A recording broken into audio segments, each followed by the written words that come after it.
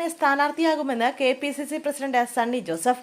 ബേപ്പൂരിൽ PV Anwar പ്രചാരണം തുടങ്ങിയതിനെക്കുറിച്ച് മാധ്യമപ്രവർത്തകരുടെ ചോദ്യത്തിനായിരുന്നു സണ്ണി ജോസഫിന്റെ പ്രതികരണം. ബേപ്പൂർ MLA ആയി PV അൻവർ ജയിച്ചു വരുമെന്നായിരുന്നു സണ്ണി ജോസഫ് മാധ്യമങ്ങളോട് പ്രതികരിച്ചത്.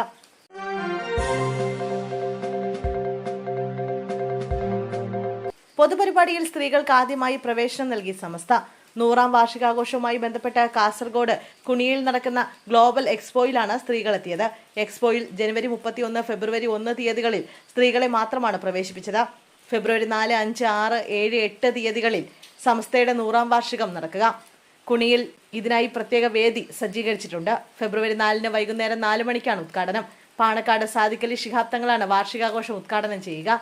സമാപന പരിപാടിയിൽ മുഖ്യമന്ത്രി പിണറായി വിജയൻ, കർണാടക മുഖ്യമന്ത്രി സിദ്ധരാമയ്യ, തമിഴ്നാട് മുഖ്യമന്ത്രി MK സ്റ്റാലിൻ, പ്രതിപക്ഷ നേതാവ് VD സതീശൻ, PK കുഞ്ഞാലിക്കുട്ടി എന്നിവർ പങ്കെടുക്കും.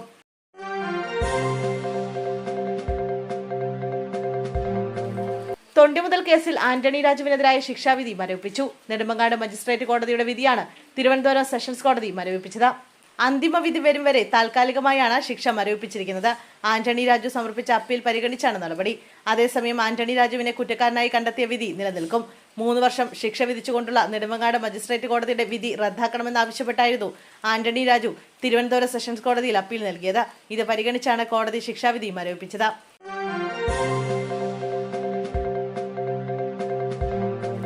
പ്രീമിയം കൗണ്ടറുകളിലെ മദ്യവിൽപ്പന പൂർണ്ണമായും ഡിജിറ്റൽ ഇടപാട് വഴിയാക്കാൻ സമയം നീട്ടി നൽകി ബെവ്കോ.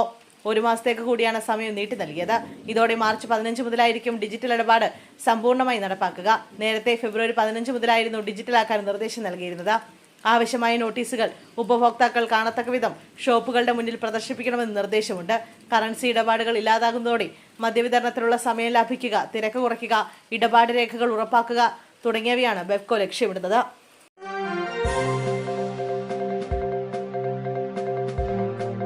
വെഞ്ഞാറമൂട് കൂട്ടക്കൊലപാതകത്തെ ആസ്പദമാക്കിയുള്ള സിനിമയ്ക്കെതിരെ ഹർജിയുമായി പ്രതി അഫാന്റെ പിതാവ്. കാലം പറഞ്ഞ കഥ എന്ന പേരിലുള്ള സിനിമയുടെ റിലീസ് തടയണമെന്നാവശ്യപ്പെട്ട് വെഞ്ഞാറമൂട് കൂട്ടക്കൊലപാതക കേസിലെ പ്രതി അഫാന്റെ പിതാവ് ഹൈക്കോടതിയിൽ ഹർജി നൽകി. വെഞ്ഞാറമൂട് കൂട്ടക്കൊലക്കേസിലെ വിചാരണ പൂർത്തിയായിട്ടില്ലെന്നും വിചാരണയ്ക്ക് മുമ്പ് സിനിമ റിലീസ് ചെയ്യുന്നത് കേസിനെ ബാധിക്കുമെന്നുമാണ് ഹർജിയിലെ വാദം.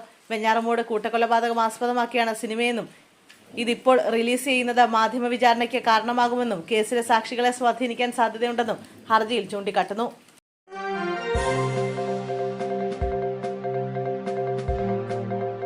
BJP ഓഫീസിന് മുന്നിൽ കുത്തിയിരിപ്പ് സമരവുമായി ദമ്പതികൾ. മകനെ ഓൺലൈൻ കേസിൽ നിന്ന് ഒഴിവാക്കി തരാമെന്ന് പറഞ്ഞ BJP ഭാരവാഹികൾ ലക്ഷ്യങ്ങൾ തട്ടിയെടുത്തെന്നാരോപിച്ച് കുത്തിയിരിപ്പ് സമരവുമായി ദമ്പതികൾ. 10,58,000 രൂപ തട്ടിയെന്നാണ് ആരോപണം. ചേലാട് സ്വദേശി ജോർജ്, ഭാര്യ ബന്ധു എന്നിവരാണ് സമരം ചെയ്യുന്നത്. കേസ് ഒത്തുതീർപ്പിന് BJP നേതാക്കൾ വാങ്ങിയ പണം തിരികെ ആവശ്യപ്പെട്ട് ഓഫീസിന് മുന്നിൽ ആത്മഹത്യാ ഭീഷണിയുമായാണ് കുടുംബം സമരം ചെയ്യുന്നത്.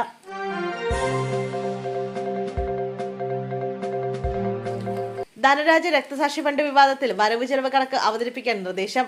പയ്യന്നൂർ ധനരാജ് രക്തസാക്ഷി ഫണ്ടിലെ വരവ് ചെലവ് കണക്ക് അവതരിപ്പിക്കാൻ സംസ്ഥാന നേതൃത്വം കണ്ണൂർ CPM-ന് നിർദ്ദേശം നൽകി. CPM കണ്ണൂർ ജില്ലാ സെക്രട്ടറി KK രാഗേഷിനാണ് നേതൃത്വത്തിന്റെ നിർദ്ദേശം. വരവും ചെലവും പൊതുജനങ്ങൾക്ക് മുമ്പാകെ അവതരിപ്പിക്കണം എന്നാണ് നേതൃത്വം നിർദ്ദേശം നൽകിയിരിക്കുന്നത്. ഫണ്ട് പിരിച്ചതിന്റെ കണക്ക് പൊതുസമൂഹത്തിന് മുന്നിൽ പറയേണ്ടതില്ല എന്ന മുൻ നിലപാടാണ് കണ്ണൂർ CPM തിരുത്തുന്നത്. 1 കോടിയിലേറെ വരുന്ന CPM fund Payyannur MLA TI Madhusoodanan സംഘവും തട്ടിയെന്ന മുൻ ജില്ലാ കമ്മിറ്റി അംഗം V കുഞ്ഞികൃഷ്ണന്റെ വെളിപ്പെടുത്തലാണ് വലിയ ചർച്ചയ്ക്കിടയാക്കിയത്.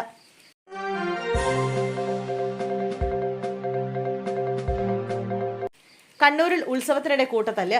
മൊകേരി വള്ളിയാനയിൽ തെയ്യത്തിനിടെയായിരുന്നു സംഘർഷമുണ്ടായത്.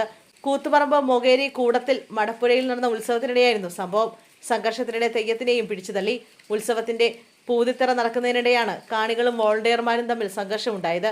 പൂതിത്തറ കാണാനായി നിരവധി ആളുകൾ പ്രദേശത്ത് തടിച്ചുകൂടിയിരുന്നു. ആളുകൾക്കിടയിലേക്ക് ഇറങ്ങിച്ചെന്ന് സംസാരിക്കുന്നതാണ് പൂതിത്തറയുടെ രീതി. ഇത് കാണാനെത്തിയ ആളുകളുടെ നീണ്ട നിര തന്നെ ഉണ്ടായിരുന്നു. ഇവരെ നിയന്ത്രിക്കാൻ ചുമതലപ്പെടുത്തിയ വോളണ്ടിയർമാരും ആൾക്കൂട്ടത്തിലുണ്ടായിരുന്നവരും തമ്മിൽ വാക്കേറ്റം ഉണ്ടാകുകയായിരുന്നു.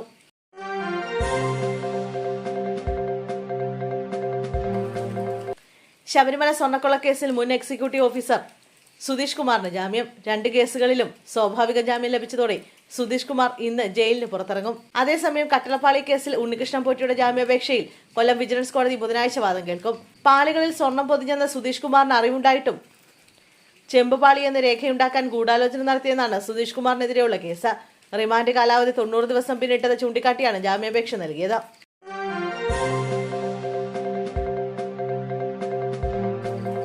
CPM ആലപ്പുഴ ജില്ലാ കമ്മിറ്റി അംഗം വലിയഴീക്കൽ കുന്നുംപുറത്ത് വീട്ടിൽ N സജീവൻ അന്തരിച്ചു. അസുഖബാധിതനായി ചികിത്സയിലിരിക്കെയാണ് മരണം. മൃതദേഹം ചൊവ്വാഴ്ച രാവിലെ 9-ന് CPM ഹരിപ്പാട് ഏരിയ കമ്മിറ്റി ഓഫീസിൽ പൊതുദർശനത്തിന് വയ്ക്കും. പിന്നീട് 10 മണിയോടെ CPM കാർത്തികപ്പള്ളി ഏരിയ കമ്മിറ്റി ഓഫീസിലും ശേഷം 11 മണിക്ക് ആറാട്ടുപുഴ പഞ്ചായത്ത് ഓഫീസിലും പൊതുദർശനത്തിന് വയ്ക്കും. ഉച്ചയോടെ വീട്ടിലേക്ക് കൊണ്ടുപോകും. നാളെ വൈകിട്ട് 4:30-യോടെ വലിയഴീക്കലെ വീട്ടുവളപ്പിൽ സംസ്കാരം നടത്തും.